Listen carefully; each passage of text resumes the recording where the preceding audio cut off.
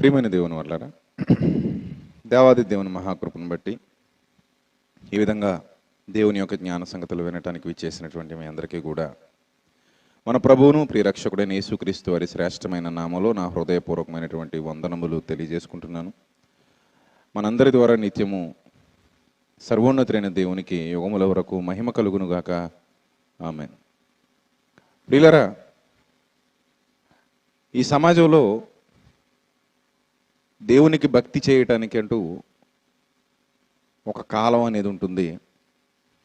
చాలా మతాల వారికి, చాలా మత సిద్ధాంతాలు కలిగిన వారికి కనుక వారు ఆయా కాలాలలో మాత్రమే దేవుణ్ణి పూజిస్తూ ఉంటారు. వారు నిర్ణయించుకున్న కాలంలోనే దేవుణ్ణి ఆరాధిస్తూ ఉంటారు. వారు నిర్ణయించుకున్న కాలంలో మాత్రమే దేవుని దగ్గరకు వెళ్తారు. మిగిలిన కాలంలో దేవునితో వాళ్ళకి పని ఉండదు. మిగిలిన కాలంలో, మిగిలిన సమయంలో దేవుని ఆలోచనలు వాళ్ళకు ఉండవు. అంటే దేవుడు అంటే కేవలం ఒక నిర్ణీతమైన సమయంలో, వారు నిర్దేశించుకున్నటువంటి సమయంలో మాత్రమే వారితో కనెక్ట్ అయి ఉండేవాడు అనే భావన చాలా మందిలో ఉంది. కనుక వాళ్ళందరూ ఆ విధమైన విధానాలని అవలంబిస్తున్నారు. వాళ్ళు గుడికి వెళ్ళినప్పుడు మాత్రమే దేవునితో సంబంధం కలిగి ఉన్నట్టుగా ఉంటారు. గుడి నుంచి బయటకు వచ్చి చెప్పులు వేసుకున్న తర్వాత దేవుణ్ణి కూడా అక్కడే విడిచిపెట్టి ఇంటికి వెళ్ళిపోతారు. పూజ గదిలో ఉన్నప్పుడు మాత్రమే దేవునితో సంబంధం కలిగి ఉండేవాళ్ళు కొందరైతే, వ్రతకాలంలో దేవునితో సంబంధం కలిగి ఉండేవాళ్ళు మరికొందరు, లేదా ప్రత్యేకమైన పుణ్యకార్యాలు, తీర్థయాత్రలు లేదా జాతరలు ఇలాంటివి జరుగుతున్నప్పుడు దేవునితో సంబంధం కలిగి ఉన్నట్టుగా ఉండేవాళ్ళు మరికొందరు, లేదా వాళ్ళు ప్రత్యేకంగా కొన్ని కాలాలలో దేవుని కొరకు తమను తాము ప్రత్యేకించుకుని కొన్ని కాలాలలో వాళ్ళు కొన్ని వ్రత దీక్షలు ప్రారంభిస్తూ ఉంటారు. అలాంటి దీక్షలు ప్రారంభించినప్పుడు దేవునితో సంబంధం కలిగి ఉండటానికి ప్రయత్నపడుతున్నట్టుగా మనకు కనబడతారు. సమాజంలో చాలామంది అవలంబిస్తున్నటువంటి విధానం ఇది. అంటే దేవునికంటూ ఒక సమయాన్ని కేటాయించి ఆ సమయంలో మాత్రమే దేవుని ఆలోచనలు, ఆ సమయంలో మాత్రమే దేవుని భావాలు, దేవుని కొరకు చేసే భక్తి, ఆ సమయంలో మాత్రమే భక్తి పాటలు, ఆ సమయంలో మాత్రమే భక్తి సూక్తులు, ఆ సమయంలో మాత్రమే భక్తి ప్రవచనాలు, ఆ సమయంలో మాత్రమే భక్తిని గురించిన ఆలోచనలు. ఈ విధంగా భక్తి చేసేవాళ్ళు, ఈ విధంగా భక్తి కలిగినట్టుగా ఉండేవాళ్ళు సమాజంలో మనకి చాలామంది కనబడుతూ ఉన్నారు. ఉదాహరణకి ముఖ్యంగా మన హైందవ సోదరుల్లో అయితే ఒక ప్రత్యేకమైన సమయంలో వాళ్ళు కొన్ని మాలలు ధరించి కొన్ని దీక్షలు ప్రారంభిస్తూ ఉంటారు. సుమారు ఒక 40 రోజుల పాటు అనుకుంటాను ఆ దీక్ష కొనసాగుతూ ఉంటుంది. ఆ దీక్ష కొనసాగుతున్నంతకాలం వాళ్ళు ఎన్నో నియమ నిష్టలతో, ఎన్నో భక్తి శ్రద్ధలతో వారు తమ యొక్క దైవాలను ఆరాధిస్తూ ఉంటారు. ఇది మనకి సమాజంలో కనబడుతున్నటువంటి విధానం. ఒక హైందవ్యంలోనే కాదు, ఇంకా మిగిలిన చాలా మతాల వాళ్ళు ఉన్నారు. వాళ్ళు కూడా కొన్ని ప్రత్యేకమైన సందర్భాలలో వాళ్ళ దేవుణ్ణి ఆరాధిస్తూ వాళ్ళ భక్తిని కొనసాగిస్తూ ఉండటం మనం చూస్తుంటాం. ఇస్లాం సహోదరులు కూడా ప్రత్యేకంగా రంజాన్ మాసము అని చెప్పి ఆ రంజాన్ మాసంలో వాళ్ళు చేసేటువంటి సుదీర్ఘమైనటువంటి ప్రార్థనలు, వాళ్ళు చేసేటువంటి ఉపవాసాలు, వాళ్ళు చేసేటువంటి భక్తి, ఇవన్నీ కూడా మనకు కనబడుతూ ఉంటాయి. ఒక హైందవ్యంలోనే కాదు, ఒక ఇస్లాం మతంలోనే కాదు, ఇంకా సమాజంలో చాలా మతాలు ఉన్నాయి. సిక్కు మతం కూడా ఉంది. సిక్కు మతంలో కూడా వాళ్ళు గురునానక్ జయంతి దానిని చాలా ప్రధానంగా పాటిస్తూ ఉంటారు. సిక్కులు గురునానక్ జయంతి, ఆ జయంతి దినాన్ని పురస్కరించుకుని అనేకమైన కార్యక్రమాలు వాళ్ళు కూడా నిర్వహిస్తూ ఉంటారు. అలాగే బౌద్ధ భిక్షువులు, అంటే బౌద్ధ మతాన్ని అనుసరించేటువంటి బౌద్ధ భిక్షువులు, ముఖ్యంగా చైనా, నేపాల్ ఈ పరిసర ప్రాంతాల్లో ఎక్కువగా వ్యాపించినటువంటి మతమే బౌద్ధ మతం. ముఖ్యంగా మన భారతదేశంలో పుట్టింది అయినప్పటికీ ఆయా దేశాలకు విస్తరించిపోయింది. మన భారతదేశంలో కనుమరుగైంది కొంతవరకు. అయినప్పటికీ ఆ బౌద్ధ భిక్షువులు కూడా మన భారతదేశంలో కూడా అక్కడక్కడ కొన్ని ప్రాంతాల్లో మనకి బౌద్ధ భిక్షువులు కూడా కనబడుతూ ఉంటారు. ఈ బౌద్ధ భిక్షువులు కూడా తమ యొక్క మత సిద్ధాంతాలను అనుసరించి కొన్ని దీక్షలు, కొన్ని దినాల పాటు వారు కూడా వ్రత దీక్షను పాటించటం, కొన్ని దినాల పాటు వాళ్ళు కూడా తమను తాము ఆ దేవుని కోసం ప్రత్యేకపరుచుకోవడం, ఇలాంటివి మనకి బౌద్ధ మతంలో కూడా కనబడుతూ ఉంటాయి. ప్రియులరా, ఇదే విధంగా ఈరోజు క్రైస్తవ సమాజంలో కూడా ప్రస్తుతానికి క్రైస్తవ సమాజంలో కూడా 40 దినాల ఉపవాస దీక్షలు కొనసాగుతూ ఉన్నాయి. అవునా? కొనసాగుతున్నాయా? కొనసాగుతున్నాయి. చాలామంది ప్రజలు సభలకు రాకపోవడానికి గల కారణం, ఈ 40 దినాల ఉపవాస దీక్షలు కొనసాగుతున్నప్పుడు వాళ్ళు వేరే సభలు ఎక్కడైనా జరుగుతున్నా కూడా ఆ సభలకు వెళ్ళటానికి పెద్దగా ఇంట్రెస్ట్ చూపించరు. ఎందుకంటే ప్రతిదినం కూడా వాళ్ళ యొక్క సంఘాలలో వాళ్ళు కూడుకోవటం అనేది జరుగుతూ ఉంటుంది. ఆ సంఘాలలో ప్రత్యేకమైన ప్రార్థనలు ఉంటాయి. అసలే ఉపవాసం దీక్ష. సో పాపం బయటికి వెళ్ళటానికి ఇబ్బంది, నీరసాలు వచ్చి ఉంటాయి. ఆ నీరసాలతో ఇక బయట సభలకు రావడం కూడా కొంచెం కష్టమే. అందుకే వారి చర్చిలో ఆ భక్తి బాగా చేసేసుకుని ఇంటికి వెళ్ళిపోయి నిద్రపోవడం మనకి కనబడుతుంది. అంటే ప్రత్యేకంగా ఈ 40 దినాలు మీరు గమనించాలి. ప్రత్యేకంగా ఈ 40 దినాలు దేవునితో సహవాసం చేయటానికి వారు ఏర్పరచుకున్న వ్రత దినాలు అని మనకు అర్థమవుతుంది. అవునా? కేవలం ఈ 40 దినాలు దేవునితో సహవాసం చేయటానికి వారు ఏర్పరచుకున్నటువంటి వ్రత దినాలు. ఈ 40 దినాలు ఖచ్చితంగా ఉపవాసం ఉండాలి అనే ఒక నియమాన్ని కూడా మన వాళ్ళు ఏర్పరచుకున్నారు. అందరూ కాదు, కొందరు. ఖచ్చితంగా ఉపవాసం చేయాలి. ఏ విధమైన ఉపవాసం చేయాలి అంటే, వాళ్లకు సంబంధించిన విధానంలో, అంటే వాళ్ళకు అనుకూలమైన విధానంలో దాన్ని వ్యక్తపరుస్తూ ఉంటారు. ఈ విధంగా ఉపవాసం చేయాలి, పలానా విధంగా ఉపవాసం ఉండాలి, పలానా విధంగా మనం దేవుని కోసం భక్తి చేయాలి అని వాళ్ళు తమ యొక్క మనసులో పుట్టినటువంటి భావాలను అనుసరించి దానికి తగిన విధంగా వాళ్ళ యొక్క ఉపవాస దీక్షను కొనసాగిస్తూ ఉండటం మనం చూస్తున్నాం సమాజంలో. ప్రియులరా, ఇప్పుడు నా ప్రశ్న ఏంటంటే, దేవునితో సహవాసం లేదా దేవునితో ఐక్యత, దేవుని పట్ల భక్తి భావాలు లేదా దేవుణ్ణి ఆరాధించటం, ఇవన్నీ కూడా మానవ జీవితంలో కొన్ని నిర్దిష్టమైన సమయాలలో మాత్రమే జరగాల? కొన్ని నిర్దిష్టమైన సమయాలలో మాత్రమే జరుగుతాయా? మిగిలిన సమయంలో, అంటే మిగిలిన జీవిత కాలంలో దేవునికి పెద్దగా ప్రాధాన్యత ఉండదా, ఉండకూడదా అనేది మనకు రావాల్సినటువంటి ప్రశ్న. కొంతమంది కొన్ని వారాలు కేటాయించుకోవటం మనందరికీ తెలుసు కదా. పలానా వారం పలానా సమయానికి మాత్రమే దేవుణ్ణి ప్రేమించాలి, దేవుడి గురించి తెలుసుకోవాలి. తదుపరి మిగిలిన సమయాల్లో దేవుడి గురించి తెలుసుకోవాల్సిన అవసరం లేదు, దేవుని సన్నిధికి చేరుకోవాల్సిన అవసరం లేదు, దేవునికి ప్రార్థన చేయవలసిన అవసరం లేదు. ఇలా రకరకాలుగా ఆలోచించే వాళ్ళు కూడా ఈ సమాజంలో లేకపోలేదు. ఈరోజు మా ఊర్లో నేను ఒక పని మీద బయటకు వచ్చినప్పుడు రోడ్డు మీద చాలామంది పాపం మన వాళ్ళే తెల్లని బట్టలతో నడుచుకుంటూ వెళ్ళిపోతున్నారు, కాళ్లకు చెప్పులు కూడా లేకుండా. ప్రతి సంవత్సరం నడిచినట్టే ఈ సంవత్సరం కూడా నడుస్తున్నారు. కొత్తగా ఏం కాదు. ప్రతి సంవత్సరం ఎలాగైతే నడుచుకుంటూ వెళ్ళిపోతారో తెల్లని వస్త్రాలు ధరించుకుని, ఈ సంవత్సరం కూడా అలాగే తెల్లని వస్త్రాలు ధరించుకుని నడుచుకుంటూ వెళ్ళిపోతున్నారు. ఎక్కడికయ్యా మీరు వెళుతున్నారంటే మేరీమాత గుడికండి అన్నారు. మేరీమాత గుడికి వెళ్ళి ఏం చేస్తారయ్యా అంటే తలనీలాలు సమర్పించి వస్తామండి అన్నారు. తలనీలాలు సమర్పించడానికంటే మేరీమాత గుడికి వెళ్ళి మన భాషలో చెప్పుకోవాలంటే గుండు కొట్టించుకొని రావడానికి అన్నమాట. ఏమండి? సరే, గుండు కొట్టించుకొని రావడానికి ప్రత్యేకంగా ఈ విధానం ఏంటి, ఈ ఆచారం ఏంటి, ఈ పద్ధతి ఏంటి అని అడిగితే వాళ్ళు చెప్పేది ఒకటే, ఈ 40 దినాల ఉపవాస దీక్షలలో మేము వ్రత దీక్షను పాటించి, మేము ఒక జపమాలను ధరించి, క్రీస్తు మాలను ధరించి, తెల్లని బట్టలతో మేము కొన్ని దినాల పాటు మమ్మల్ని మేము ప్రత్యేకపరుచుకుని, దేవుని కోసం మమ్మల్ని మేము ప్రత్యేకపరుచుకుని ఈ విధంగా కొండకెళ్ళిపోతున్నాం. అక్కడికి వెళ్ళి మేము మా వస్త్రాలు తీసివేసి, వస్త్రాలతో పాటు మాసిపోయిన తలకాయ మీద ఆ జుట్టు కూడా తీసేసి నున్నగా గుండు కొట్టించుకొని ప్రశాంతంగా ఇంటికి వచ్చేస్తాం. ఇది మేము చేసేటువంటి దీక్ష. ఈ 40 దినాల్లో మమ్మల్ని మేము ప్రత్యేకపరుచుకుని మేము చేసేటువంటి దీక్ష అని వాళ్ళు చెబుతూ ఉంటారు. అంటే ప్రత్యేకంగా ఈ 40 దినాలు మాత్రమే వాళ్ళు దేవుని కొరకు కేటాయించారు అని మనకు అర్థమవుతుంది. మరి మిగిలిన 325 దినాలు సంవత్సరంలో, మిగిలిన 325 దినాలు ఎవరికి కేటాయించారు? ప్రత్యేకంగా ఈ 40 దినాలు దేవునికి కేటాయిస్తే మిగిలిన దినాలు ఎవరికి కేటాయించారు అని ప్రశ్నిస్తే వాళ్ళ దగ్గర సమాధానం ఉండదు.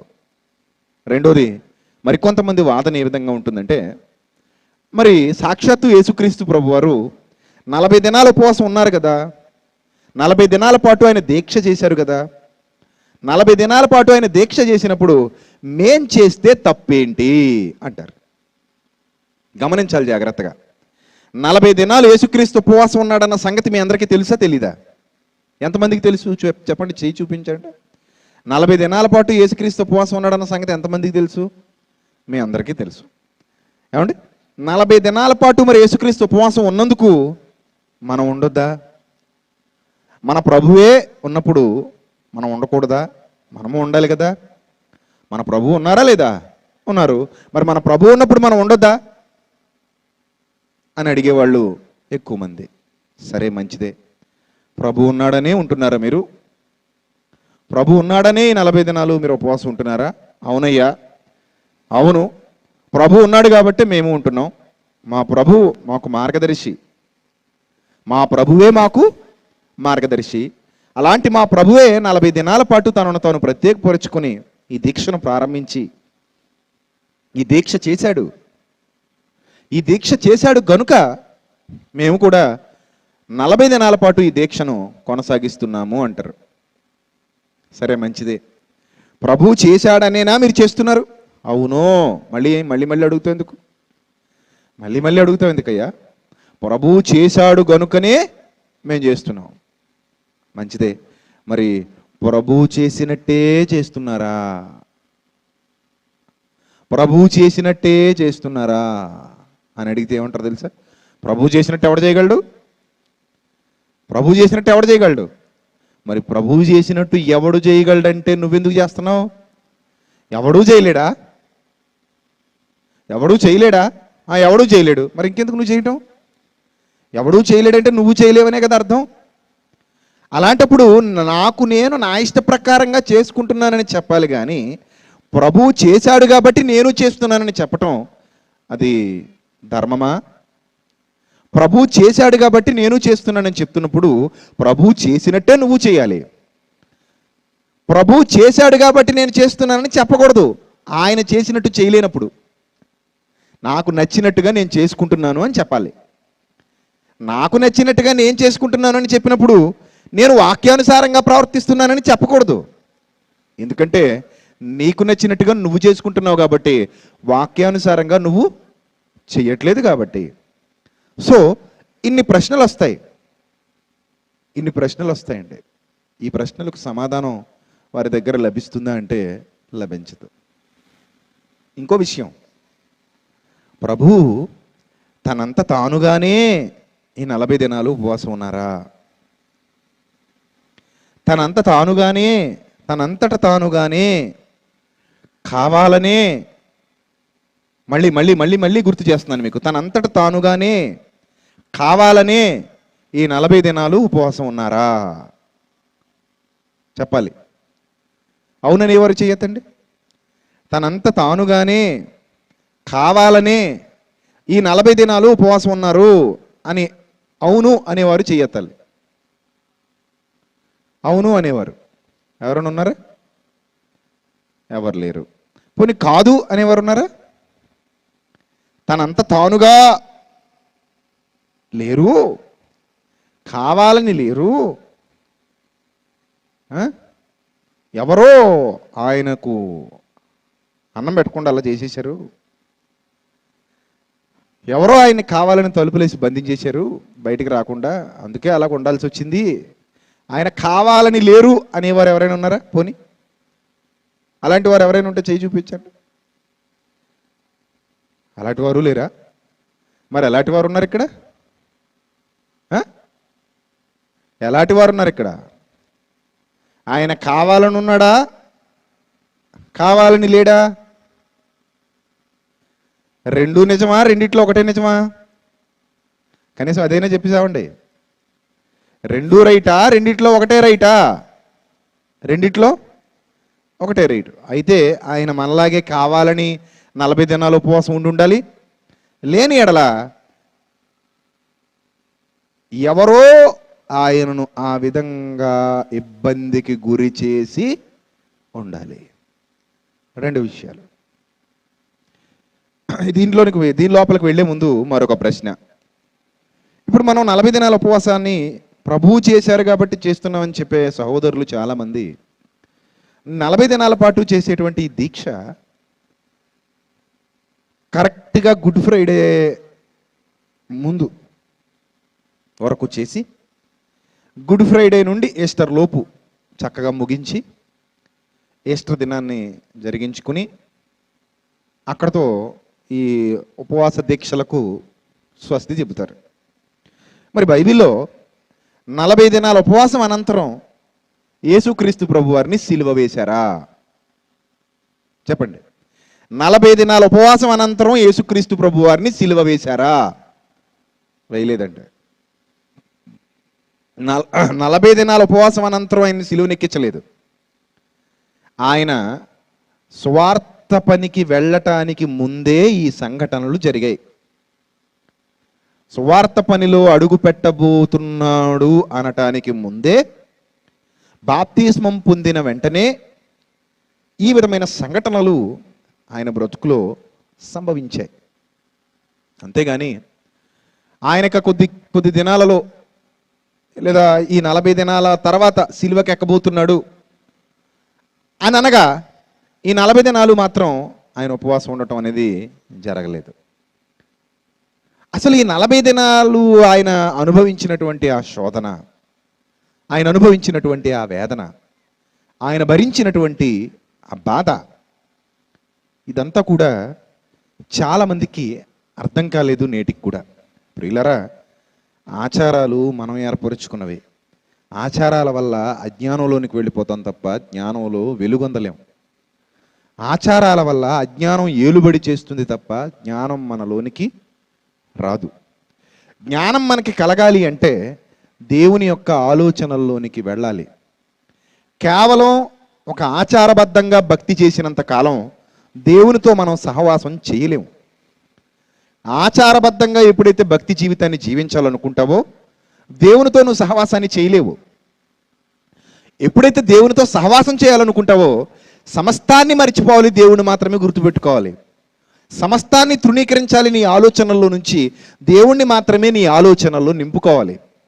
ఎప్పుడైతే అన్నీ మర్చిపోయి దేవుణ్ణి మాత్రమే నీ ఆలోచనల్లో నింపుకుంటావో నీ భక్తి జీవితం చాలా బాగుంటుంది, అందరిలా ఉండదు. నువ్వు ఒక ప్రత్యేకమైన వాడవుగా, ప్రత్యేకమైన దానవుగా కనబడతావు. అది నీ భక్తి జీవితం.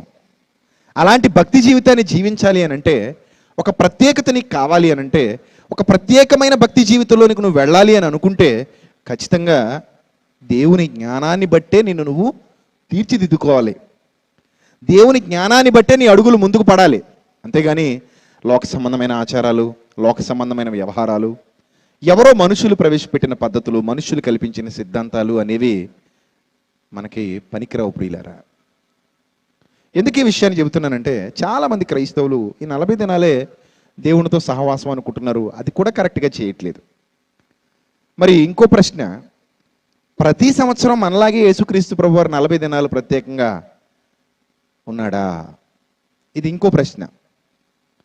ఒకవేళ ప్రతి సంవత్సరం చేయవలసిన కార్యక్రమమే అయితే, గమనించండి, ఇప్పుడు మన క్రైస్తవ సహోదరులు చేస్తున్నటువంటి కార్యక్రమాలు ఏవైతే ఉన్నాయో అవి నిజంగా వాక్యానుసారమే అయితే, అవి ప్రతి సంవత్సరం తప్పక విధిగా పాటించవలసిన కార్యక్రమాలే అయ్యుంటే యేసుక్రీస్తు ప్రభు వారు కూడా వాటిని ప్రతి సంవత్సరం ఖచ్చితంగా ఏం చేసి ఉండాలి?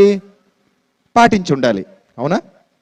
అవి విధిగా పాటించవలసిన సంగతులు, ఆచారాలు అయ్యుండుంటే గనుక ప్రతి సంవత్సరం ఖచ్చితంగా వాటిని పాటించవలసిన అవసరత దేవుని ఆజ్ఞల వలన మనకు లభించి ఉండుంటే గనుక, దేవుని ఆజ్ఞలు, ఆయన ఉపదేశాలు ఆ విధంగా మనల్ని నడిపించి ఉండుంటే గనుక ఖచ్చితంగా ప్రతి సంవత్సరం దాన్ని ఆయన అవలంబించి ఉండాలి.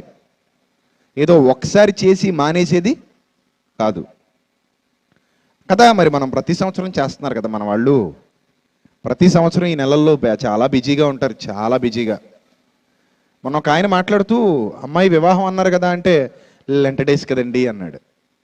అంటే లెంట డేస్లో వివాహం చేయకూడదా అని అడిగాను.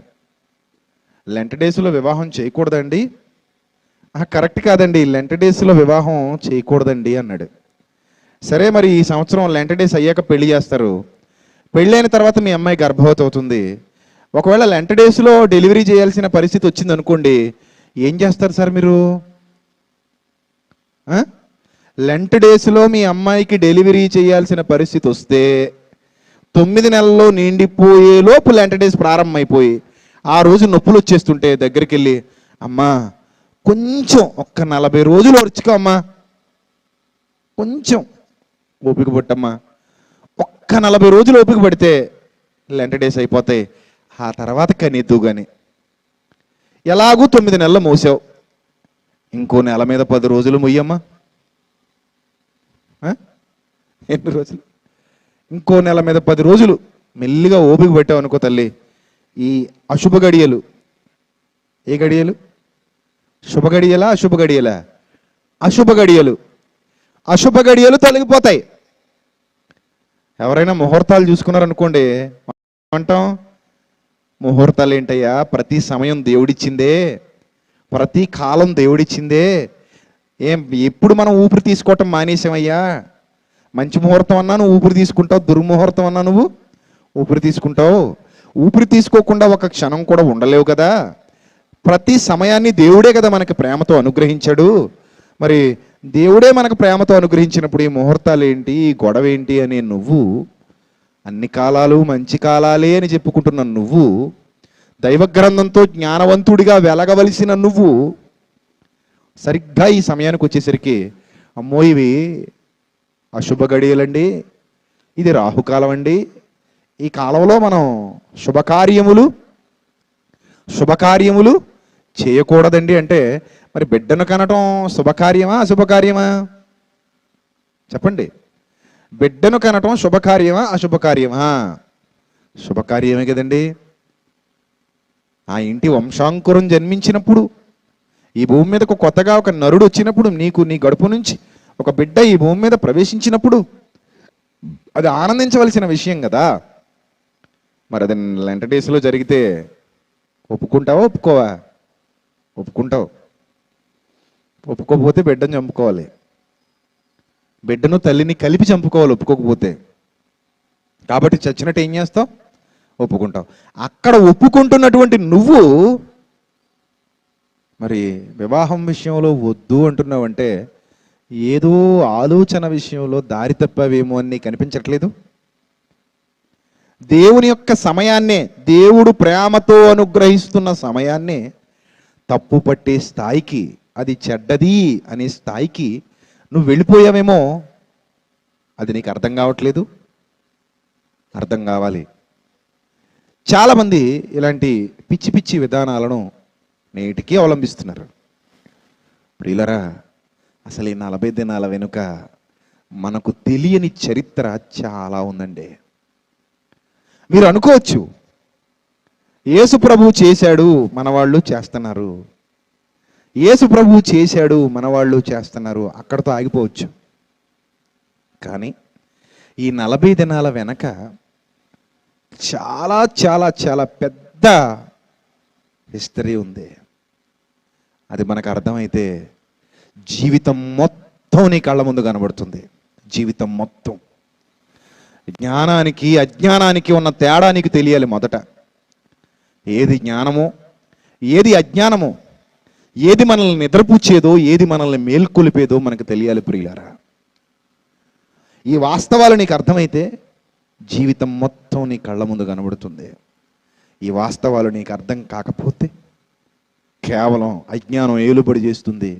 అజ్ఞాన సంబంధమైన ఆచారాల్లో నువ్వు నిమగ్నమైపోతావు. ఒక లోక సంబంధిలాగే నీ జీవితాన్ని జీవిస్తావు, ఒక లోక సంబంధిలాగే నీ బ్రతుకుతావు.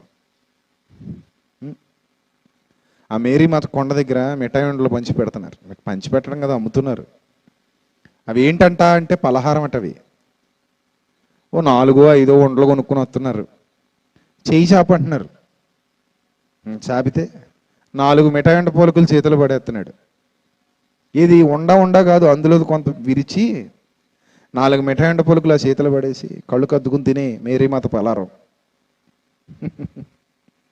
కళ్ళు కద్దుకుని తినాలా? ఆ పూస పాకం బట్టి నొక్కినోడు కళ్ళుకు అద్దుకునే నొక్కాడా? ఆ పూస వేసినోడు కళ్ళుకు అద్దుకునే వేసాడా నూనెలో? ఆ బెల్లం తయారు చేసినోడు కళ్ళుకు అద్దుకునే తయారు చేశాడా బెల్లాన్ని? ఆ? ఆ శనగపిండి, ఆ పూస తీయటానికి ఏం కావాలి? మిఠాయి ఉండకి శనగపిండి కావాలి. ఆ శనగలో శనగపప్పు కళ్ళుకు అద్దుకునే పండించాడా రైతు? కాలుతో తొక్కేశాడా? గౌరీపట్నం కొండ మీద మేరీమాత బొమ్మ దగ్గర ఒక మిఠాయి ఉండ పెట్టేసరికి అది పలహారం అయిందా నీకు? ఆ ఉండలోనికి ఏదో తెలియని శక్తి వచ్చేసిందా? అన్యజనుల ఆచారాలను అభ్యసిస్తూ అన్యజనులు ఏ విధమైన అజ్ఞానంలో అయితే బ్రతుకుతున్నారో అదే విధమైన అజ్ఞానాలను అవలంబిస్తూ ఒక మిఠాయి ఉండ తెచ్చి ఉండా కూడా పెట్టకుండా 4 బొలుకులు వేసి కళ్ళు కదుకు తిని, నువ్వు ఉండబెట్టినా అందులో ఏముండదులే, నువ్వు ఉండా పెట్టినా అందులో ఏముండదు, 4 బొలుకులు లాగి అందులో ఆ 4 బొలుకులు చేతిలో వేసి కళ్ళు కద్దుకొని మరీ తిని అన్నా కూడా అందులో ఏమీ ఉండదు. మామూలుగా కొట్టు మీద కొనుక్కున్న మిఠాయి ఉండా, అక్కడ గౌరీపట్నం కొండకెళ్ళి తెచ్చిన మాయదారి మిఠాయి ఉండా, 2 ఉండలు ఒకటే. తేడా మాత్రం ఏమీ లేదు, 2 ఉండలు ఒకటే. అర్థమవుతుందా? ఇవేనండి మనం చేసే పనులు. ఆ ఉండ గుండు అంతేనా? వస్తూ గుండు, తెస్తూ ఉండ. ఓ గుండు ఓ ఉండ, ఏమొచ్చింది నీకు?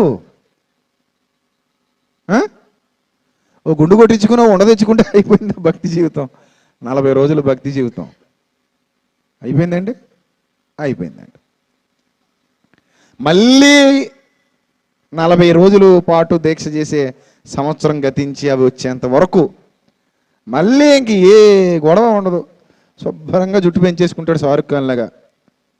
అందులో అన్నీ పడతాయి, రకరకాల జీవులు, పేలు, చెత్త, చుండ్రు అన్నీ ఉంటాయి.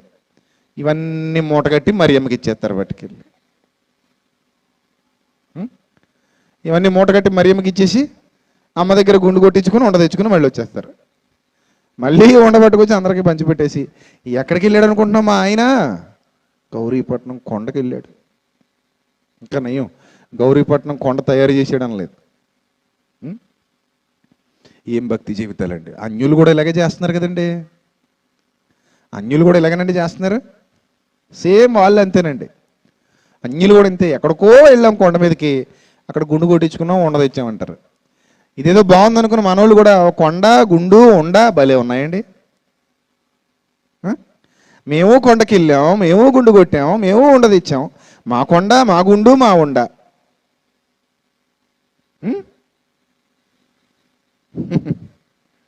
Same ditto. వాళ్ళను ఫాలో అయిపోవడానికి వీళ్ళు రెడీ అయిపోయారండి.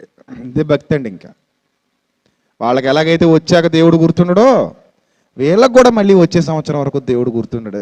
ఏం బాగాలేదండి, ఇదంతా కరెక్ట్ కాదండి, ఇదంతా కరెక్ట్ కాదు, ఇదంతా వాక్యానుసారం కాదు. చెబితే నేను మీకు చెడ్డోడిని అయిపోతానేమో కానీ చెప్పకపోతే దేవుని దృష్టికి చెడ్డోడిని అవుతానండి. మీకు చెడ్డోడిని అయిపోయినా పర్లేదు కానీ దేవుని దృష్టికి మాత్రం నేను ఎప్పుడు చెడ్డోడిని కాకూడదండి. ఎందుకంటే ఆయనే నాకు ఆధారం, ఆయనే నా సృష్టికర్త, ఆయనే నా బలం, ఆయనే నా ధైర్యం. ఆయన దృష్టికి నేను ఎప్పుడు చెడ్డవాడిని కాకూడదు కూడా. కాబట్టి ప్రియులరా, ఈ వాక్యపు లోతులలోనికి ప్రవేశిస్తుంటే ఈ అజ్ఞానాన్ని అంతటినీ పక్కన పెట్టి, ఈ మూర్ఖత్వాన్ని అంతటినీ పక్కన పెట్టి, ప్రభువా నీ వాక్యం ద్వారా మాకేం సెలవిస్తున్నావు, నీ వాక్యపు జ్ఞానం, ఆ లోతైన జ్ఞానం మాకేమి నేర్పిస్తుంది, మేము ఎటు పయనించాలి? ప్రభువా మానవులుగా ఈ భూమి మీద జన్మించినటువంటి మేమందరం కూడా ఈ మానవ జన్మను సార్థకం చేసుకుని మరణానంతర జీవితంలో ఒక మహాలోకాన్ని మేము సాధించగలగాలి. అదే మోక్షం, స్వర్గం, పరలోకం ఇత్యాది పేర్లతో పిలువబడుతుంది. ఆ విధమైన ఆ స్వర్గాన్ని లేదా పరలోకాన్ని, ఆ మహాలోకాన్ని, ఆ నిత్య జీవితాన్ని సంపాదించుకోవాలి. అది సంపాదించుకోవడం కోసం ఈ భూమి మీద బ్రతికుండగా నేనేం చేయాలి, నేనే విధంగా జీవించాలి, నేను ఏ విధమైన భక్తిని కొనసాగించాలి, ఏ విధమైన సహవాసం ఉండాలి, ఫస్ట్ ఇది ఇంపార్టెంట్. ఏ విధమైన సహవాసం దేవుడితో కలిగి ఉండాలి, అది ఏ సమయంలో కలిగి ఉండాలి. వీళ్ళలాగే సంవత్సరానికి ఒకమారు 40 దినాలు మాత్రమే కలిగి ఉండాలా? వీళ్ళలాగే సంవత్సరానికి ఒక మారని 2 మార్లని అనుకుంటూ బ్రతకాలా? ఏ విధంగా నేను భక్తి సహవాసం, ప్రేమ సహవాసం, ప్రభువుతో సహవాసం, ఏ విధంగా నేను ఆ సహవాసాన్ని కలిగి ఉండాలి, ఏ విధంగా నేను ఆ సహవాసం చెయ్యాలి అని మీరు ఆలోచిస్తే ప్రియులారా, దైవ గ్రంథంలో మొదట ఈ సందర్భాన్ని ఒక్కసారి పరిశీలనాత్మకంగా చూద్దాం. ఏది? ప్రభు 40 దినముల పాటు తాను శోధింపబడటానికి ఏ విధమైన సంభవాలు ఎదురయ్యాయో, ఏ విధంగా ఆ కార్యక్రమం కొనసాగిందో, ఇవన్నీ మనం దైవ గ్రంథంలో నుండి జాగ్రత్తగా చూడగలిగితే, మొదటిగా మత్తయి సువార్త 4వ అధ్యాయము. దయచేసి మీ అందరి చేతుల్లో ఉన్నటువంటి జీవ గ్రంథాన్ని తెరిచి మత్తయి సువార్త 4వ అధ్యాయము మొదటి వచనం, మొదటి 3 అక్షరాలు చదవండి చాలు. మొదటి 3 అక్షరాలు ఏమనుంది? అప్పుడు అని ఉందండి. అంతేనా? మత్తయి సువార్త 4వ అధ్యాయం మొదటి వచనంలో అప్పుడు అని ఉంది. అంటే ఏదైతే మనం ఇంతవరకు ప్రస్తావించామో, ఏ విషయాన్ని అయితే ఇప్పటి వరకు మనం మాట్లాడదలుచుకున్నామో, ఆ విషయం ప్రారంభానికి ముందుగా, ఆ విషయాన్ని ప్రారంభించటానికి ముందుగా సువార్తికుడు అప్పుడు అనే పదాన్ని వాడాడు. అప్పుడు అంటే, అప్పుడు అనే పదాన్ని వాడుతున్నాడంటే అంతకు మునుపు ఏదో జరిగింది అని అర్థం. అది జరిగిన తర్వాత అప్పుడు ఇలా జరిగింది అని అర్థం. బైబిల్ చదివేటప్పుడు అధ్యాయాల వారీగా విభజించబడిన బైబిల్లో అనేకమైన వాస్తవాలు అక్కడికక్కడే క్రమబద్ధీకరించబడి ఉన్నాయి. వాటిని కేవలం మానవ నేత్రాలతో మామూలుగా చదువుకుంటూ వెళ్ళిపోతే కొన్ని సందర్భాలు మనకు అర్థం కాకపోవచ్చు. కానీ ఆ లోతైన జ్ఞానం మనకు అర్థం కావాలి అంటే ప్రియులరా, ప్రతి సందర్భాన్ని చాలా కూలంకషంగా పరిశీలన చేయాలి. ఆ పరిశీలన లేకపోవటం వల్లే ఈరోజు మన క్రైస్తవ సమాజం దారి తప్పింది. వాళ్ళకి నచ్చిన విధానాలను అవలంబిస్తూ ఉంది. ఇదేమయ్యా అని అడిగితే మా ఇష్టం అనే పరిస్థితికి దిగజారిపోయింది. ఇదేమయ్యా, దీనికి ఏమైనా ఆధారం ఉందా అని అడిగితే అవన్నీ మీకు అనవసరం అని ఎదురు తిరిగి మాట్లాడగలిగే పరిస్థితికి వెళ్ళిపోయింది. ఏదేమైనప్పటికీ మనం మాత్రం దైవ గ్రంథంలో ఏ విధమైన విషయాలు పొందుపరచబడ్డాయి, అవి మనకి ఏవి నేర్పిస్తున్నాయి, ఏ విధమైన విషయాలు ఉన్నాయో అవి మనకి ఏమి నేర్పిస్తున్నాయి అనేది మనం జాగ్రత్తగా పరిశీలిస్తే, అప్పుడు అన్నాడు. అప్పుడు అనే పదంతో ప్రారంభించాడంటే అంతకు మునుపు వెంటనే ఏదో జరిగింది, వెను వెంటనే ఇది జరుగుతుంది అని సువార్తికుడి యొక్క విశదీకరణ. రైట్. ఇప్పుడు ఆ పై మాటలు కూడా మనం చూడగలిగితే ప్రియులరా, ఆ పై మాటలు కూడా మనం జాగ్రత్తగా చూడగలిగితే, ఆ సమయమున యోహాను చేత బాప్తిస్మము పొందుటకు యేసు గలిలయ నుండి యోర్ధాను దగ్గరనున్న అతని యొద్దకు వచ్చెను. ఇది క్రీస్తు ప్రభువు వారి జననం తర్వాత, బాగా గమనించాలి, క్రీస్తు ప్రభువు వారి జననం తర్వాత సుమారు 30 ఏళ్ళు గడిచాక, ఎన్ని సంవత్సరాలు? 30 ఏళ్ళు గడిచాక మరలా ఆయన గురించిన, ఆయన జీవితాన్ని గురించిన ప్రస్తావన తీసుకొచ్చేటువంటి ఘట్టం. అంటే సుమారు 30 ఏళ్ల జీవితం వరకు ఆయన నజరేతులో తల్లిదండ్రులకు లోబడి ఆ ఇంటిలో ఉండిపోవటం అనేది జరిగింది. తదుపరి 30 ఏళ్ల తర్వాత ఆయన బయటకు కాలు పెట్టడం జరిగింది. ఇంచుమించుగా గలిలయ అంటే నజరేతు ప్రాంతాల నుండి, గలిలయ అంటే గలిలయలోనే నజరేతు ఉంది, నజరేతు ప్రాంతాల నుండి జోర్దాన్, యేసుప్రభు వారు బాప్తిస్మం పొందినటువంటి ప్లేస్, ఆ జోర్దాన్ ప్రాంతానికి ఆయన రావటం జరిగింది. యోర్ధాను నది, జోర్దాన్ నది అంటారు, దాని పేరు మీదే జోర్దాన్ దేశం కూడా వచ్చింది. ఏమండి, ఈ యోర్ధాను ప్రాంతానికి యేసుక్రీస్తు ప్రభు వారు రావడం జరిగింది. ఎక్కడి నుంచి వచ్చారు? గలిలయ నుంచి. గలిలయ నుంచి యేసుక్రీస్తు ప్రభు వారు బాప్తిస్మం పొందటానికి ఈ ప్రాంతానికి వచ్చారు. చూడండి, యేసు గలిలయ నుండి యోర్ధాను దగ్గరనున్న అతని యొద్దకు వచ్చెను. ఇదే ప్లేస్కి నేను కూడా వెళ్ళాను. గతంలో ఒక వీడియోలో నేను మీకు అది చూపించాను. ఆ యోర్ధాను నది పరివాహక ప్రాంతాలు నేను చూపించాను. రైట్. ఆ సందర్భాన్ని ఒకసారి మీరు చూడగలిగితే, అందుకు యోహాను, నేను నీ చేత బాప్తిస్మము పొందవలసిన వాడనై ఉండగా నీవు నా యుద్ధకు వచ్చున్నావా అని ఆయనను నివారింపజూచెను. కానీ అంటే నీకు ఈ బాప్తిస్మం అవసరం లేదయ్యా. నివారింపజూచెను అంటే అర్థం ఏంటి? నీకు ఈ బాప్తిస్మం అవసరం లేదు, నువ్వే మాకు బాప్తిస్మం ఇవ్వాల్సిన వాడవు. గమనించాలి జాగ్రత్తగా. చాలామంది ఈ లాజిక్ తెలియక యేసుక్రీస్తు కూడా పాపక్షమాపణ కోసమే బాప్తిస్మం పొందాడేమో, అయినా పాపాత్ముడు కాబట్టే కదా బాప్తిస్మం పొందాడు. బాప్తిస్మం అంటే ఏంటి? పాపాల కోసం ఇచ్చేది, పాప క్షమాపణ కోసం ఇచ్చేది అని చెప్పకనే చెప్తుంటారు. వారు కూడా బైబిల్ అర్థం కాని అజ్ఞానులు, బైబిల్లో ఏముందో తెలియని మూర్ఖులు, సరిగా చదవడం చేత కాని వారు, అసమర్థులు, పరిశుద్ధాత్ముని సహాయం లేనివారు అని చెప్పాలి. సందర్భాన్ని జాగ్రత్తగా పరిశీలిస్తే ఈ బాప్తిస్మం యోహాను ప్రారంభించినటువంటి బాప్తిస్మం, యోహాను ప్రారంభించినటువంటి బాప్తిస్మం ఏదైతే ఉందో ఇది ధర్మశాస్త్ర సంబంధమైన బాప్తిస్మం. అప్పటికింకా నూతన నిబంధన అనేదే రాలేదుగా. అప్పటికింకా నూతన నిబంధన రాలేదు. నూతన నిబంధనకు సంబంధించినటువంటి బాప్తిస్మము ఇంకా ప్రారంభం కాలేదు. మరి ఈ బాప్తిస్మం ఏది?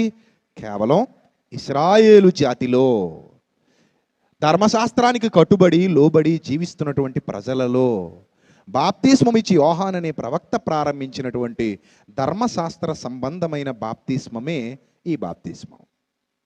ఈ బాప్తిస్మం యూదులకు మాత్రం ఇవ్వబడుతుంది, అంటే ఇశ్రాయేలు జాతి వారికి ఇవ్వబడుతుంది. వారందరూ వస్తున్నారు యోహాను దగ్గర తమ తమ పాపముల నిమిత్తమై బాప్తిస్మం పొందుతున్నారు. చూడండి, అప్పుడు ఏమంటున్నాడు? తమ పాపములు ఒప్పుకొనుచు యోర్దాను నదిలో ఏం చేస్తున్నారు? బాప్తిస్మం పొందుతున్నారు. అక్కడ యేసు రాగానే యోహాను అన్నాడు, నేనే నీ చేత బాప్తిస్మం పొందవలసిన వాడనై ఉండగా. అంటే దాని అర్థం ఏంటో తెలుసా? అసలు బాప్తిస్మం అనేది నీ ద్వారా ప్రారంభం కావాలి. నేను కేవలం నీకు మార్గం సరళం చేయటానికి మాత్రమే వచ్చాను.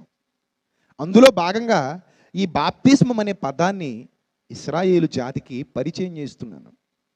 మీ పాపాలు ఒప్పుకొని బాప్తిస్మం పొందండి అని నేను వాళ్ళకి పరిచయం చేస్తున్నాను. ఎందుకంటే నీకు ముందుగా మార్గం సిద్ధపరచడానికి నేను వచ్చాను. అసలైన బాప్తిస్మం నేనే నీ దగ్గర పొందాలి. చూసారా, బాప్తిస్మాన్ని ప్రారంభించిన వాడే ఎవరి దగ్గర బాప్తిస్మం పొందాలంటున్నాడు? యేసుక్రీస్తు దగ్గర బాప్తిస్మం పొందాలంటున్నాడు. అసలు బాప్తిస్మాన్ని ఇశ్రాయేల్లో ప్రారంభించింది ఎవరు? అతడే, యోహాను ప్రవక్త. బాప్తిస్మాన్ని ప్రారంభించిన వాడే నేను నీ చేత బాప్తిస్మం పొందవలసిన వాడను కదా, నేనే నీ చేత నీ వద్ద బాప్తిస్మము నీ చేత పొందవలసిన వాడని ఉండగా నీవు నా యొద్దకు వచ్చుచున్నావా? ఇదేంటి ప్రభువా, ఇదేంటి ప్రభువా అంటే దీని అర్థం ఏంటి? నీకు బాప్తిస్మం అవసరం లేదు, నీకు బాప్తిస్మంతో పని లేదు.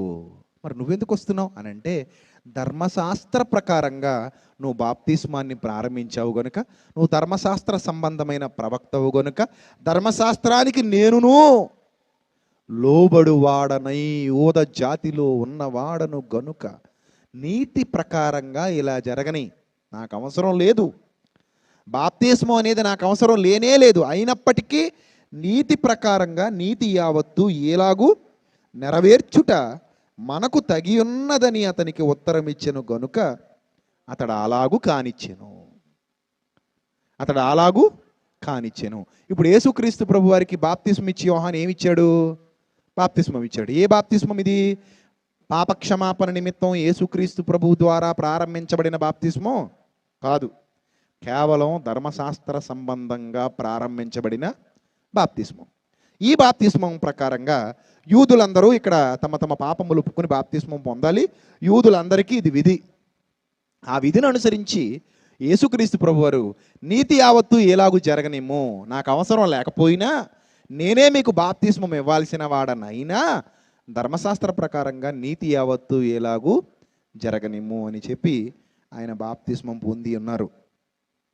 ఎప్పుడైతే ఆయన అలా బాప్తిస్మం పొందారో అయితే 16వ వచనం చూడండి. అయితే యేసు బాప్తిస్మము పొందిన వెంటనే నీళ్లలో నుండి ఒడ్డునకు వచ్చెను. ఇదిగో ఆకాశం తెరవబడెను. ఆ పరిశుద్ధాత్ముడు, దేవుని ఆత్మ అనగానే ఎవరు? పరిశుద్ధాత్ముడు పావురం మాదిరిగా, పావురం ఎలా అయితే ఏ పొజిషన్లో అయితే ఏ డైరెక్షన్లో అయితే కిందికి దిగుతుందో ఆ పావురం వలె దిగి తన మీదికి వచ్చుట చూచెను. మరియు ఇదిగో ఈయనే నా ప్రియకుమారుడు, ఈయనే నా ప్రియకుమారుడు, ఈయన యందు నేను ఆనందించుచున్నానని ఒక శబ్దము ఆకాశము నుండి వచ్చెను. జాగ్రత్తగా గమనించాలి మీరు. ఆకాశం నుండి ఒక శబ్దం ఈ భూలోకానికి వినబడుతుంది. ఆకాశం నుండి ఒక శబ్దం ఈ భూలోకానికి వినబడుతుంది. ఏమని వినబడుతుంది? ఈయనే నా ప్రియ కుమారుడు. ఏమండి, ఇప్పటి వరకు, అప్పటి వరకు, అప్పుడు అనే ఆ తర్వాత విషయాలు ప్రారంభమవుతాయి. అప్పుడు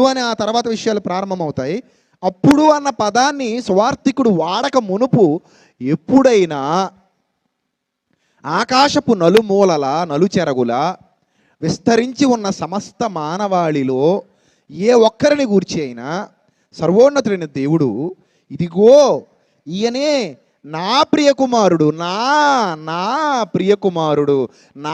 ప్రియకుమారుడు, ఇతని యందు నేను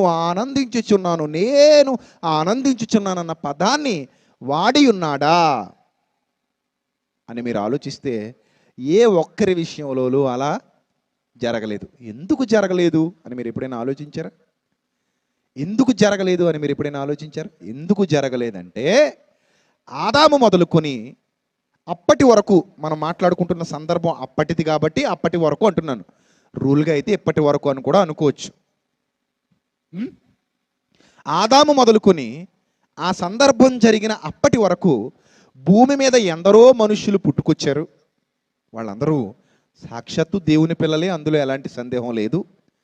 అయినప్పటికీ భూమి మీద పుట్టుకొచ్చినటువంటి దేవుని పిల్లలందరూ దేవుని పిల్లలుగా మననొల్లక, దేవుని పిల్లలుగా కొనసాగక, దేవుని పిల్లలుగా ఉండనొల్లక ఎలా మారిపోయారో తెలుసా? దయ్యపు సంతానంగా మారిపోయారు. దయ్యానికి చోటిచ్చిన వారుగా మారిపోయారు. తమ బ్రతుకులలో, తమ జీవితాలలో, తమ అంతరంగిక జీవనంలో దయ్యమునకు అనగా అపవాదికి చోటిచ్చి వాని యొక్క దురాశలు నెరవేరుస్తూ వాని యొక్క ఆలోచనలకు తమ అప్పగించుకొని పాపమునకు చోటిచ్చిన వారుగా ప్రతి ఒక్కరూ కనబడుతున్నారు. అందుకే దేవుడు సాహసించి ఏ ఒక్కరి విషయంలో కూడా ఇతడు నా ప్రియ కుమారుడు అని అనలేకపోయాడు. అనటానికి ఇష్టం లేక ఏదో యేసుక్రీస్తు మీద ఉన్న మమకారంతో యేసును మాత్రమే అలా అనాలని దేవుడు అన్న సందర్భం కాదు ఇది. చాలామందికి అర్థం కాలేదు ఇది ఇప్పటికీ. అలా అన్న సందర్భం కాదు ఇది. అప్పటి వరకు ఎవరి విషయంలోనూ ఆయన అలా అనలేకపోయారు. ఆయన అలా అనలేకపోయారంటే కారణం ఏంటి? ఆ పరిస్థితి ఎవరు కొని తెచ్చుకున్నారు? క్లాసులో అందరూ ఫెయిల్ అయిపోతున్నారు అనుకోండి. ఎవరికి ఫస్ట్ క్లాస్ రావట్లేదు అనుకోండి. ఒకవేళ పాస్ అయిన వాళ్ళు కూడా ఏదో గట్టెక్కి ఆర్డినరీగా పాస్ అవుతున్నారు అనుకోండి. అంతే కదా, ఆర్డినరీ పాస్ అవుతున్నారు అనుకోండి. మిగిలిన వాళ్ళందరూ ఫెయిల్యూర్ అనుకోండి. అప్పుడు స్కూల్ టీచర్ లేదా ప్రిన్సిపల్ ఏమంటాడు? ఇక్కడున్న వాళ్ళందరూ ఆర్డినరీ పర్సన్స్, ఇప్పటి వరకు ఒక్కడు కూడా ఫస్ట్ క్లాస్లో పాస్ అయిన వాడు లేడు. సడన్గా ఎవడైనా ఫస్ట్ క్లాస్లో పాస్ అయ్యాడు అనుకోండి, ఇతను ఒక్కడే, he is the greatest person in our school, ఇతను ఒక్కడే ఫస్ట్ క్లాస్లో పాస్ అయిన first person, one and only అని ప్రిన్సిపల్ చెప్తాడా? చెప్తాడా? క్లాస్ టీచర్ చెప్తాడా? చెప్తాడు కదా. మరి మిగిలిన వాళ్ళ విషయంలో ఎందుకు చెప్పలేకపోయాడు? మిగిలిన వాళ్ళ విషయంలో ఆ టీచర్ అలా ఎందుకు చెప్పలేకపోయాడు అని ఆలోచిస్తే మిగిలిన వాళ్ళు ఫస్ట్ క్లాస్లో పాస్ అయిన వాళ్ళు కాదు. మిగిలిన వాళ్ళకి ఆ సామర్థ్యం లేదు. వాళ్ళంతటా వాళ్ళే దయ్యానికి తమ్మును తాము అప్పగించుకొని దయ్యపు ఆలోచనల్లోనికి వెళ్ళిపోయి దయ్యపు మాయలో పడిపోయి వాడి యొక్క శోధనకు తలొగ్గిన వారై, పాయింట్కి వస్తున్నాను, వాడి యొక్క శోధనకు తలొగ్గిన వారై వాని చేత శోధింపబడి ఆ శోధనలో ఓటమి పాలైపోయారు. ఆ శోధనలో ఏమైపోయారు? ఓటమి పాలయ్యారు. ఓటమి పాలయ్యారు గనుక వారి మీద సాతాను విజయాన్ని సాధించి ఉన్నాడు గనుక దేవుడు సాహసించి ఏ ఒక్కరిని కూడా ఇదిగో ఇతడు నా ప్రియ కుమారుడు అని అనలేకపోయాడు. పోనీ గట్టిగా గొడవ చేసి నువ్వు అనాలయ్యా, కుదరదు అని ఏమైనా అందామా? కాసేపు మమ్మల్ని కూడా నువ్వు అనాలి, ఇతడు నా ప్రియ కుమారుడు, ఇతని ఎందు ఆనందించుచున్నాను అని నువ్వు నన్ను అనాలి అని గట్టిగా గొడవ చేసేవాడు ఎవడైనా ఉంటాడా? ఉంటాడా? ఎవ్వరూ ఉండరండి.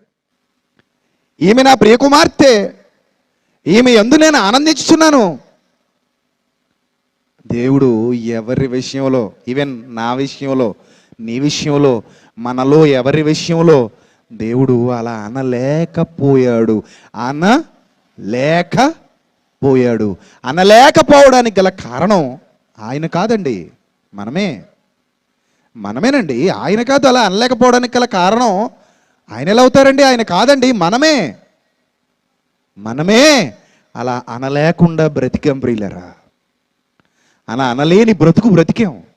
మనలో చాలామంది చాలాసార్లు దేవుణ్ణి విడిచిపెట్టి దయ్యానికి చోటిచ్చాం.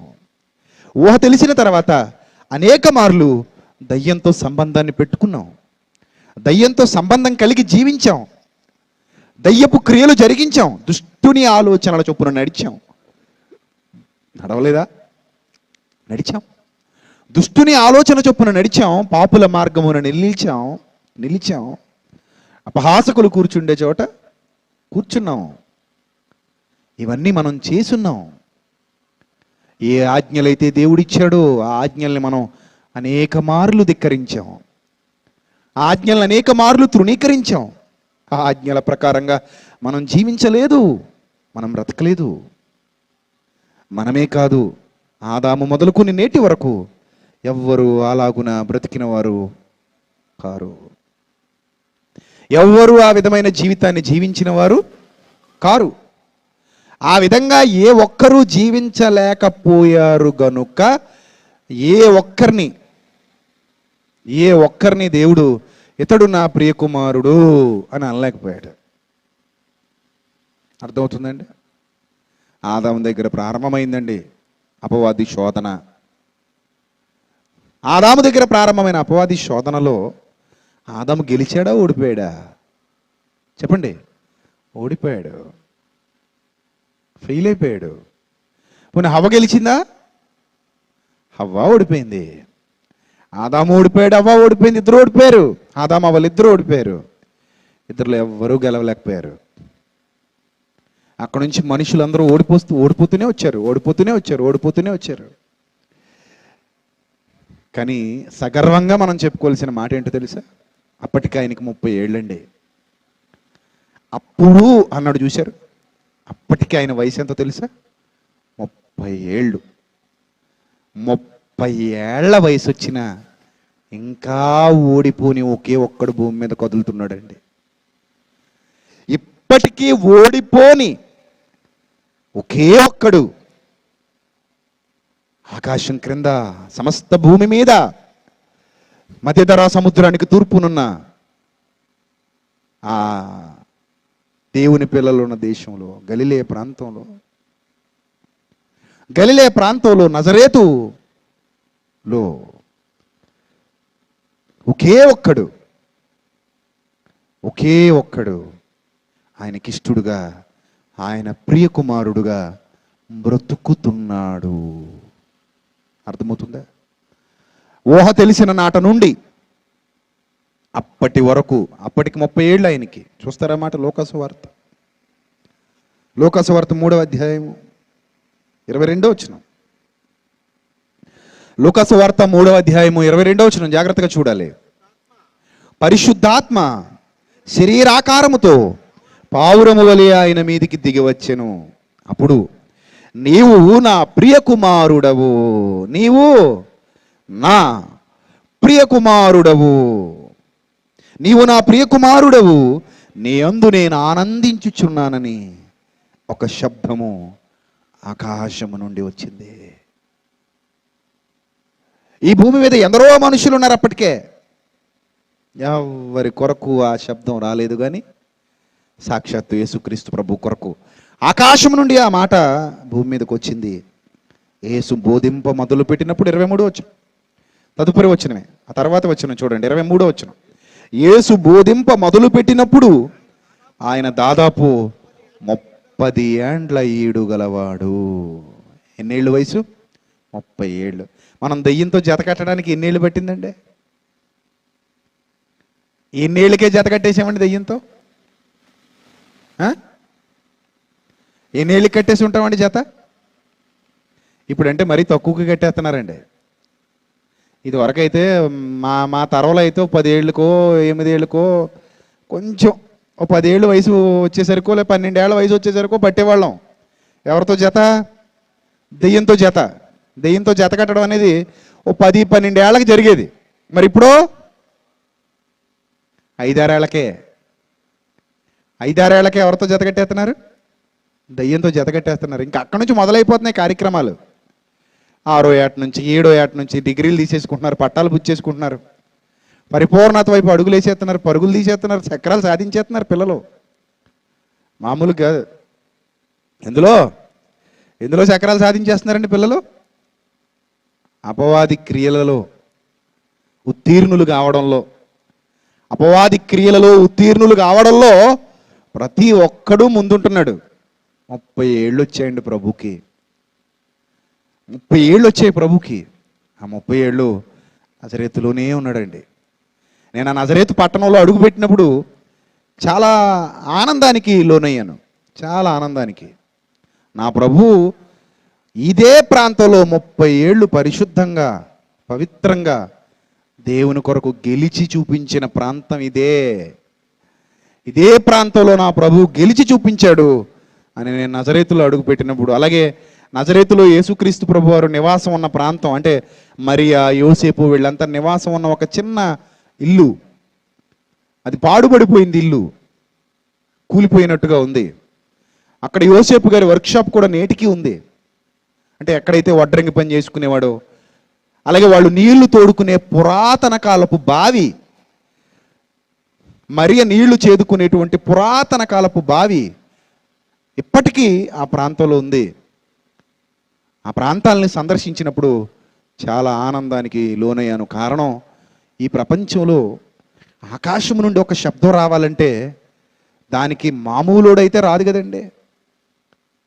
ఆకాశం నుంచి శబ్దం రావాలంటే సాక్షాత్తు దేవుడి దగ్గర నుంచి రావాలండి ఆ శబ్దం. ఏమని? ఇతను నా ప్రియ కుమారుడు, ఇతని యందు నేను ఆనందిస్తున్నానంటే ఇప్పటి వరకు నా కుమారుడుగానే ఉన్నాడు, దయ్యపు కుమారుడుగా ఒక్కసారి కూడా మారలేదు. అసలు ఈ కుమారుడు ఏనాడు దయ్యంతో జత కట్టలేదు.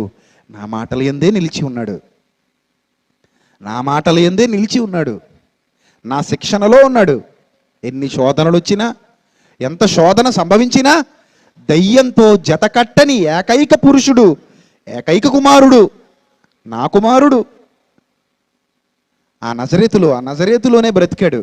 అప్పుడప్పుడు యెరూషలేముకి వచ్చేవాడు, సంవత్సరానికి ఒకసారి మరలా తిరిగి నజరేతుకి వెళ్ళిపోయేవాడు. తల్లిదండ్రులకు లోబడి జీవించాడు. కానీ ఆ నజరేతు ప్రాంతంలో, ఆ చుట్టుపక్కల ప్రాంతాలలో ఎంత పాపం ఉన్నప్పటికీ, ఆయన స్నేహితులలో, ఆయన బంధువులలో ఎంతమంది పాపాత్ములు ఉన్నప్పటికీ, ఆయన సహోదరులలో పాపాత్ములు ఉన్నప్పటికీ, ఆయన జననం తర్వాత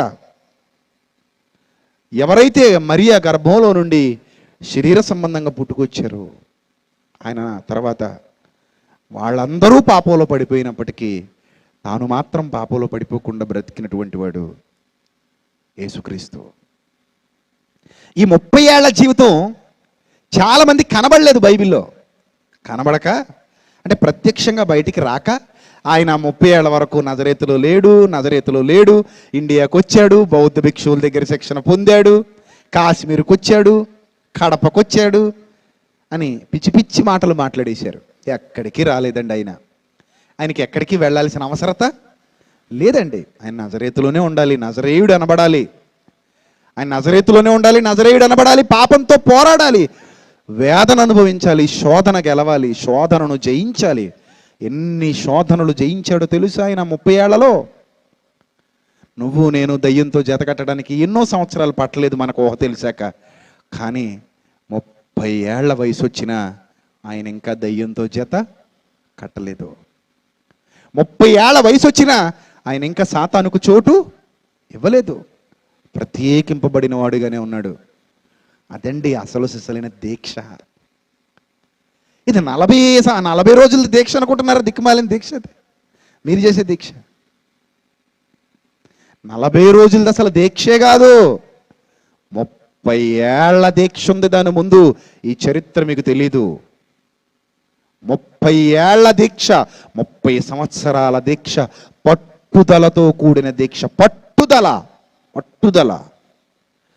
పట్టుదలతో కూడిన దీక్ష చేశాడండి 30 ఏళ్ళు. ఆ తర్వాత కూడా చేశాడు. ఆ దీక్షలో తండ్రితో సర్టిఫికెట్ పొందాడు 30 ఏళ్ల వయసు వచ్చేసరికి. ఈయనే నా ప్రియ కుమారుడు, మరెవ్వడి విషయంలో నేను అలాగ అనలేను, నేను అలా అనలేను. మీరు మీ తండ్రియగు అపవాది సంబంధులు, మీరు వాని దురాశలు నెరవేర్చగోరుచున్నారు అని ఆనాటి చీకటి సంబంధులను ఉద్దేశించి యేసుక్రీస్తు ప్రభు వారిని నేరారోపణ చేశారు. కానీ ఈయన విషయంలో అలా జరగలేదు. అపవాదికి ఈయన మీద అధికారం లేనే లేదు. ఈనాడు కూడా అపవాదికి కానీ అపవాది క్రియలకు కానీ చోటివ్వకుండా బ్రతికిన మహనీయుడు ప్రియులారా యేసుక్రీస్తు. అది గొప్ప దీక్ష అంటే. ఆ 30 ఏళ్ల అనంతరం ఇప్పటి వరకు మనం మాట్లాడుకున్న సందర్భం ప్రారంభమవుతుంది. పోనీ ఈ 40 ఏళ్లలోనే ఆయన ఏదో శోధన అనుభవించాడు అని అనుకుంటే ప్రియులరా, ఈ 40 ఏళ్లకు ముందు కూడా ఒక వేదన పర్వం కొనసాగింది. ఆ వేదనే పాపంతో పోరాటం, పరిశుద్ధత కొరకే ఆరాటం, ప్రభువును చూస్తూ, ప్రభు వైపు చూస్తూ, ప్రభువును ప్రేమిస్తూ, తండ్రిని ప్రేమిస్తూ, తండ్రి ఈ దేహం నీది, ఈ దేహం మీద అధికారివి నీవు, అపవాది కాడు, ఈ దేహం నీది అని తన దేహాన్ని సజీవయాగంగా తండ్రికి సమర్పించి ఆకాశం నుండి స్వరం భూమి మీదకు రావడానికి కారకుడయ్యాడు. ఆకాశం నుండి భూమి మీదకు తండ్రి పలికేలా చేసుకున్నాడు ప్రభువు. మామూలు విజయం కాదు ప్రియులారా అది. మనలో ఏ ఒక్కరూ సాధించలేని విజయం, ప్రపంచంలో ఏ ఒక్కరూ సాధించలేని విజయం. దాని వెనక చాలా వేదన ఉంది. అక్కడ నుండి మనం మొదలుపెట్టిన పర్వం ప్రారంభమవుతుంది. రేపు ఎల్లుండు ఆ సందర్భాలను కూలంకషంగా విశ్లేషణ చేద్దాం. ప్రార్థన చేసుకుందాం. తలలు వంచండి. క్రీస్తునందు మమ్మల్ని అతి మిక్కిలిగా ప్రేమించిన మా ప్రియ పరలోకపు తండ్రి, ఇంతవరకు విలువైన మీ జ్ఞానాన్ని మీ పిల్లలకు వివరించడానికి మీరు మాకు చేసిన సహాయం కొరకు ఏమిచ్చి మీరు నన్ను తీర్చుకోగలం తండ్రి.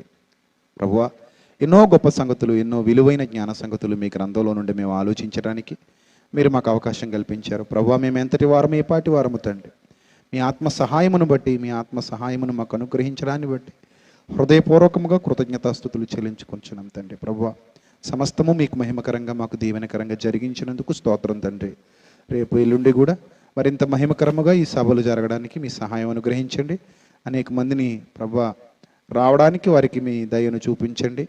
ప్రభువా, వారు సత్యవాక్యమును విని మీ అందు ఫలించినట్లు సహాయం చేయమని క్రీస్తు నామములో ఈ ప్రార్థన మనవులు అడిగి వేడుకొనుచున్నాం మా కన్న తండ్రి.